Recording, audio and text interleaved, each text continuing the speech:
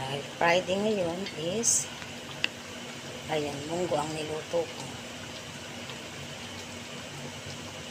Munggo na overload sa chicharon. So, ayan guys.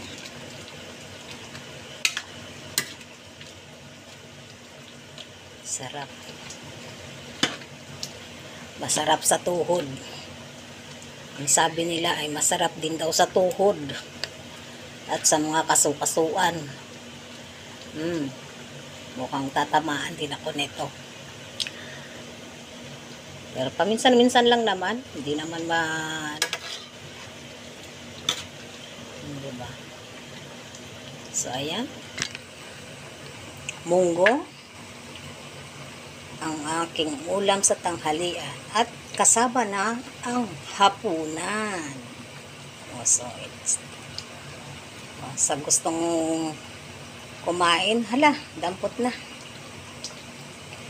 Bye-bye guys. Thank you for watching guys. Babush.